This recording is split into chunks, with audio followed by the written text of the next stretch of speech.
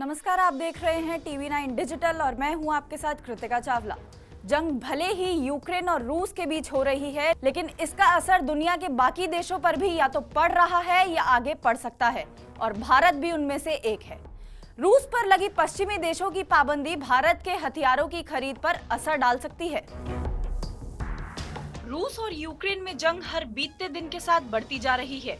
इस जंग को अब तक 1 महीना पूरा होने को है, लेकिन ये जंग अभी तक किसी अंजाम तक नहीं पहुंची है। यूक्रेन पर हमला करने के लिए अमेरिका समेत पश्चिमी देशों ने रूस पर कई सारे प्रतिबंध लगा दिए हैं, और इस बात की पूरी आशंका है कि इन प्रतिबंधों का भारत और रूस के बीच हुए रक्षा समझौतों पर भी असर पड़ सकता है।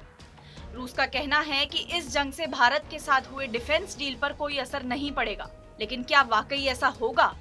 क्योंकि भारत पूरी तरह से युद्ध के लिए इस्तेमाल किए जाने वाले हथियारों के इंपोर्ट के लिए निर्भर है। रूस से भारत जो हथियार खरीदता है, जिनमें S-400 air defence missile system भी शामिल है। S-400 रूस की सबसे advance surface to surface air defence missile है, जो किसी भी तरह के हवाई हमलों से निपटने में सक्षम है। अमेरिका की चेतावनी के बावजूद भारत ने अक्टूबर 2018 में रूस के साथ $5 अरब में S-400 की डील की थी।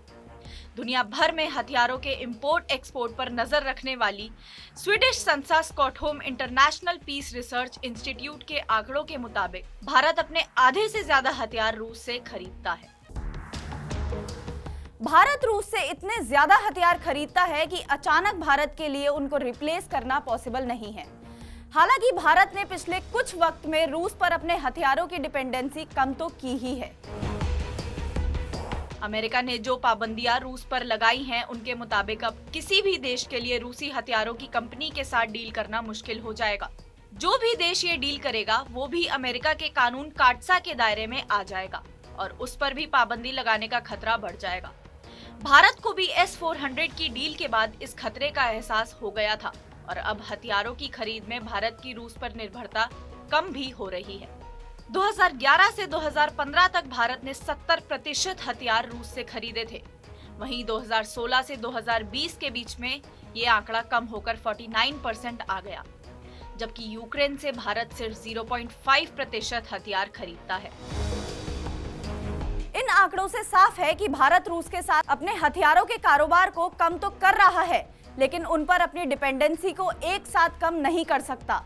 और भारत सरकार यही बात अमेरिका समेत पश्चिमी देशों को समझाने की कोशिश भी कर रही है, और यही वजह है कि इस पूरे मसले पर भारत ने किसी भी मंच पर रूस की कोई आलोचना भी नहीं की। आपको हमारा ये वीडियो कैसा लगा, कमेंट सेक्शन में जरूर बताएं, और ऐसे ही देश विदेश की तमाम बड़ी खबरों के लिए देखते रहें TV9 भारतवर्ष।